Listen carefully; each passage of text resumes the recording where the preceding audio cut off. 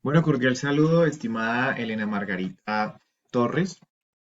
Mi nombre es John Leonardo Pérez Valencia y este es el video de psicofisiología de la emoción.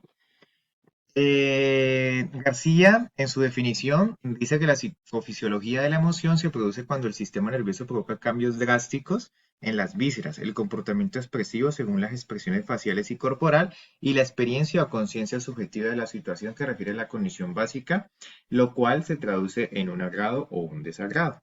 ¿Listo? Pero ¿qué ocurre a nivel psicofisiológico? Entonces, hay una respuesta efectiva. Definitivamente, toda acción tiene su reacción y hay una respuesta a la situación o al impulso que estemos presentando. Hay una experiencia subjetiva. Yo voy en la calle, vienen a atracar, posiblemente puedo enfrentar al ladrón o una persona que vaya conmigo, según su experiencia, como interprete al ladrón, puede salir huyendo. Eso es dependiendo, todos los seres humanos pues no somos iguales. Cambios fisiológicos que podemos experimentar. Hombre, hay sudoración, entre ese mismo ejemplo, hay palpitación más rápida, hay estrés, hay ansiedad, hay miedo, que se transforma en expresiones faciales como enojo, rabia, miedo y demás. Y finalmente, en último eslabón de la cadena del proceso psicofisiológico de la emoción, pues se produce un agrado o un desagrado.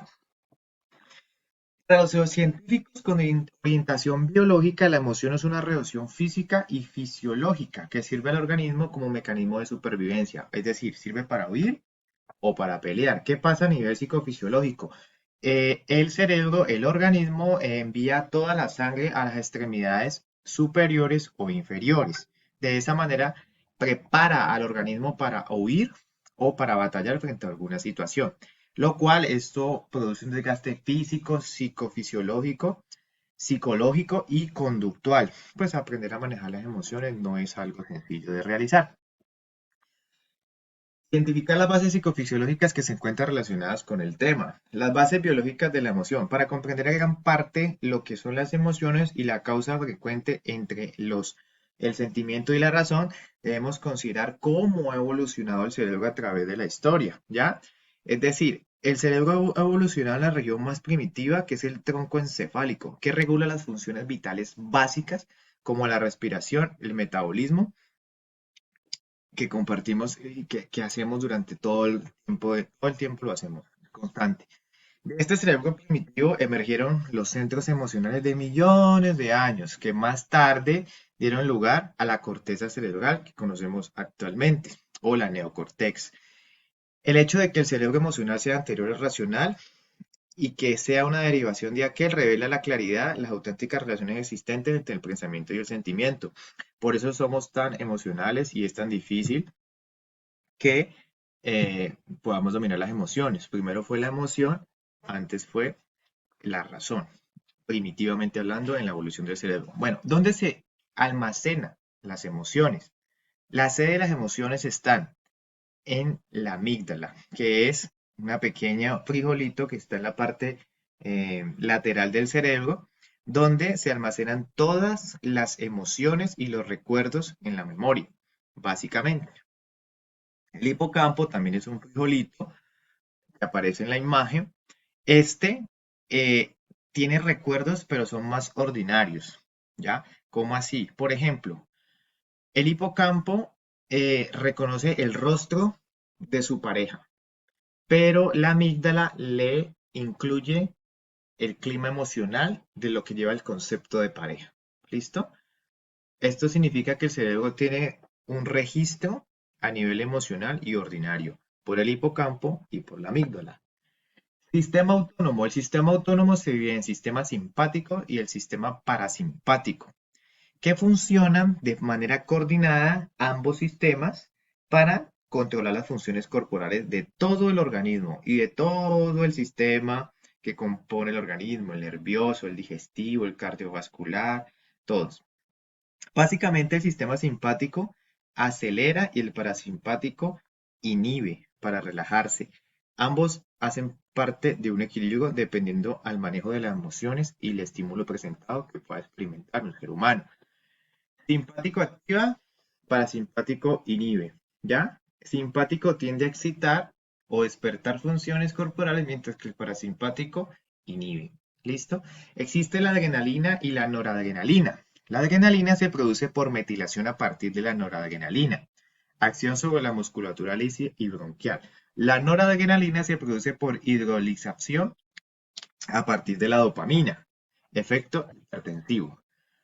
Realiza un análisis de la relación e incidencia del comportamiento del ser humano. Bueno, las emociones positivas como la felicidad, el amor, traen ¿qué? Sensaciones de bienestar, disminuye el estrés y hay una relajación muscular, ¿ya? Entonces, sensación de bienestar a nivel psicológico. Disminuyo mi estrés, me relajo. Y asimismo tengo una relajación muscular a nivel físico, ¿ya? Ahí están las tres. Los cambios fisiológicos obviamente influyen en nuestro comportamiento y pueden afectar nuestras decisiones. No es lo mismo tomar una decisión en frío que en caliente.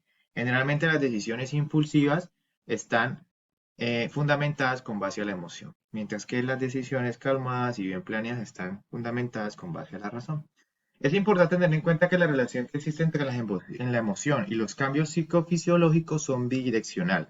¿Qué quiere decir esto? Que yo puedo tener un dolor en mi cuerpo y me desencadena una emoción triste, ¿ya? O viceversa, puedo tener una emoción angustiante que me puede repercutir a nivel físico una dolencia que yo pueda tener, ¿ya? O sea, por eso se dice que es bidireccional. ¿Cómo se puede abordar la temática seleccionada desde el punto de vista o del campo de la psicología? Hombre, de muchas maneras. La psicología de las emociones se enfoca en comprender la naturaleza de las emociones y cómo influyen en el comportamiento humano. La psicofisiología de las emociones estudia el sistema nervioso, la actividad del sistema hormonal, la función cardiovascular y todos los procesos psicofisiológicos que monitorean o están a cargo de nuestro organismo. Psicofisiología cognitiva se preocupa o está desarrollado con procesos cognitivos como la percepción, atención o memoria, o sea, afectos cognitivos superiores, ¿ya? Que sirven para la resolución de problemas diarios o desarrollar las actividades ejecutivas que hacemos diariamente. La psicología clínica, en cambio, investiga las emociones y los procesos psicofisiológicos, pero que están asociados a los trastornos mentales, como la depresión, la ansiedad, entre otros. La psicología social, desde el punto de vista de las emociones, estudia cómo influyen las interacciones sociales en la formación de las relaciones. Se estudia cómo las emociones compartidas entre individuos pueden afectar la cohesión grupal, como las emociones sociales, la empatía, la vergüenza y demás. Algunos teóricos como William James y Carl Lange plantearon que las reacciones corporales causan los sentimientos que son las reacciones psicológicas. ¿Cómo así? Por ejemplo, cuando vemos una señal de tránsito verde, pasamos, viene un carro, eso ocurre un tema de sensaciones a nivel interior y orgánico, como se nos eriza en la piel, pensamos más rápido, el corazón se acelera, ¿ya?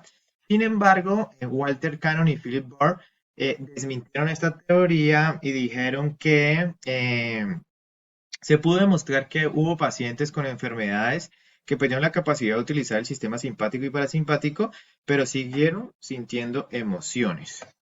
La teoría de la expresión facial y de las emociones, basados en Charles Darwin, ya nos dice Charles Darwin, pues es evolutiva, dice que todos los seres humanos y los seres vivos pueden manifestar emociones y lo hacen gesticulando, inclusive los animales, lo que pudo entender de que los animales son seres sintientes. Después vino Tompkins y modificó esta idea y dijo que si bien es cierto, no era inmerso en todas las especies. Lo que sí dijo a nivel general fue que las expresiones faciales como la tristeza, la sorpresa o el miedo son universales.